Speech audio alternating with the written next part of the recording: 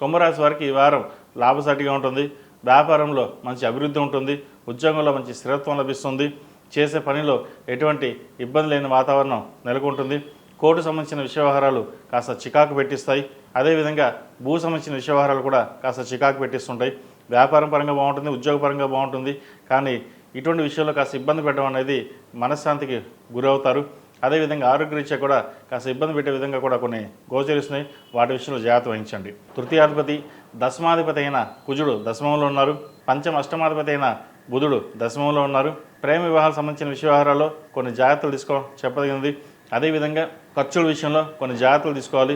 ₹1కి ₹2 ఖర్చు ఉంటుంది. అదేవిధంగా వివాహం కాని వారికి వివాహ ప్రయత్నం చక్కగా చేసుకోవచ్చు. మంచి సంబంధం కుదురుతుంది.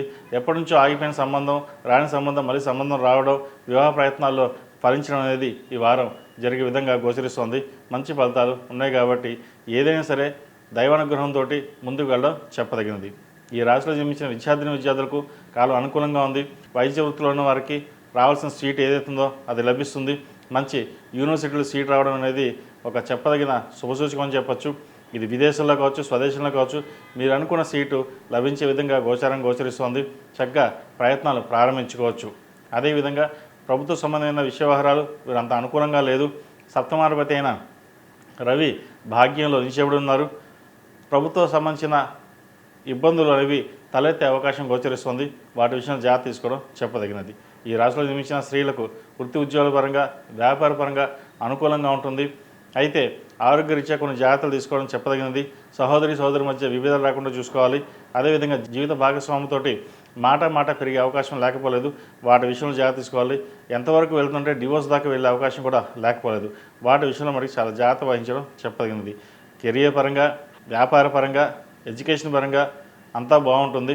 అదేవిధంగా ఈ రాశివారు ప్రతిరోజు ప్రతినిత్యం ఓం నమః శివాయ దీపారాధన చేయడం, శనికి తైలాభిషేకం చేయించడం చెప్పదగినది. వీరికి ఏలినాటి శని నడుస్తుంది. ఈ ఏలినాటి శనిలో కాస్త మోకాలు నొప్పులు రావడం, స్పైన్కి సంబంధించిన ఇబ్బందులు రావడం, స్టమక్ సంబంధించిన ఇబ్బందులు, అదేవిధంగా జన్మరాశిలో రాహు కాబట్టి ఫుడ్ పాయిజన్ అయ్యి కడుపు సంబంధించిన ఇష్యూస్ కానీ, స్కిన్ అలర్జీస్ కానీ వచ్చే అవకాశం ఎక్కువగా గోచరిస్తుంది. ముఖ్యంగా గ్యాస్ట్రిక్ అనేది ఎక్కువగా ఉండే అవకాశం లేకపోలేదు. వాటి విషయంలో జాగ్రత్త వహించాలి. ఈ రాశివారు ప్రతిరోజు ప్రతినిత్యం ఈ కార్తీక మాసంలో ఓం నమః శివాయ దీపారాధన చేయడం చెప్పదగినది. నువ్వుల నూనె పోసి దీపారాధన చేయండి. ఎందుకంటే వీరికి ఏలినాటి శని నడుస్తుంది కాబట్టి నువ్వుల నూనె పోసి దీపారాధన చేయడం అనేది శ్రేష్టమైనది. అదేవిధంగా ఈ రాశిలో జన్మించిన వారికి కలిసి వచ్చే సంఖ్య 6, కలిసి వచ్చే రంగు నావీ బ్లూ. ఏదైనా పని మీద బయటకు వెళ్ళినప్పుడు సోమవారం కానీ, గురువారం కానీ వెళ్ళండి. మంచి ఫలితాలు సంప్రాప్తిస్తాయి.